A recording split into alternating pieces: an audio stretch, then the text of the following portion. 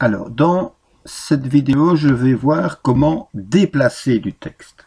Alors, déplacer du texte, ben, c'est en fait des coupés-collés. Donc, quand on effectue un coupé-collé, on déplace du texte. Alors, il y a plusieurs façons de procéder, il y a 4 méthodes en tout. Alors, imaginons ici, le premier paragraphe, je veux le déplacer, je veux le faire passer en dernier lieu. Alors, ce que je dois faire, je sélectionne le paragraphe à déplacer.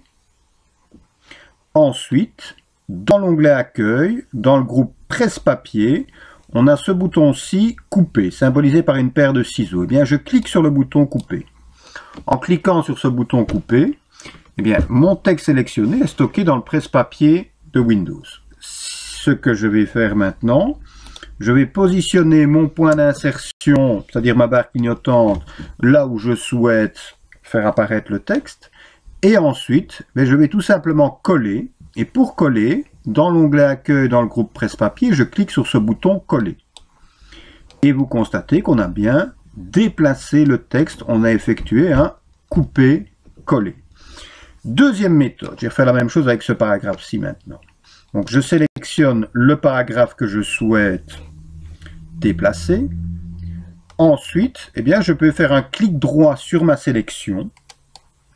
Et en cliquant droit sur ma sélection, j'ai ici une commande couper. Eh bien, je clique sur couper. Mon texte disparaît. De nouveau, il est stocké dans le presse-papier de Windows. Et ensuite, je positionne mon point d'insertion là où je souhaite faire apparaître mon texte. Et là, je peux aussi faire un clic droit. Et dans Options de collage, je vais cliquer sur le premier des 4 boutons. Les 3 autres boutons seront vus un peu plus tard. Je clique. Et en cliquant, vous constatez que j'ai bien déplacé mon texte. Donc, deuxième méthode. Troisième méthode maintenant, on peut utiliser les raccourcis clavier. Donc, je sélectionne le texte à déplacer. Et le raccourci clavier de couper, c'est CTRL et la lettre X. Donc je fais CTRL X, mon texte est coupé. Une fois qu'il est coupé, je me positionne là où je souhaite le coller. Et ensuite, le raccourci clavier pour coller, c'est CTRL et la lettre V.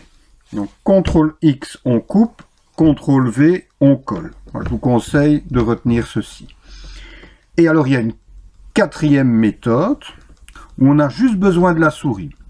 Donc je sélectionne le texte que je souhaite déplacer et ensuite je positionne mon pointeur sur ma sélection et j'effectue un cliquer-glisser. Et en cliquant glissant, vous voyez que la forme de mon pointeur a changé. J'ai une flèche avec un petit rectangle, pardon. Et lorsque je déplace mon pointeur, j'ai un petit trait noir qui se déplace. Bien, je positionne ce petit trait là où je souhaite faire apparaître mon texte. Et une fois que je suis à l'endroit souhaité, je relâche. Et en relâchant, vous voyez qu'on a bien déplacé le texte. On a fait un coupé-collé, l'équivalent d'un coupé-collé. Alors, l'inconvénient de cette méthode, c'est que ça ne fonctionne que pour un même document. Avec les 3 autres méthodes, on peut passer d'un document vers un autre document. Je peux passer aussi, par exemple, d'Excel vers un document Word. Ce que je vais faire maintenant. J'imagine, je lance Excel. Voilà. Ça arrive. Voilà, je prends un nouveau classeur Excel, j'encode rapidement quelques informations. Voilà, un petit tableau ici. Et imaginons, les données de ce tableau doivent être présentes dans un document Word. Eh bien, ce que je fais, je sélectionne, je coupe, je vais faire CTRL X, je vais dans Document Word. Je me positionne là où je souhaite faire apparaître les données et je colle via CTRL V. Et vous voyez que mes données ont été déplacées, elles sont maintenant présentes dans mon document Word. Donc voilà pour les coupés-coller. Dans la vidéo suivante, on s'intéressera au copier-coller.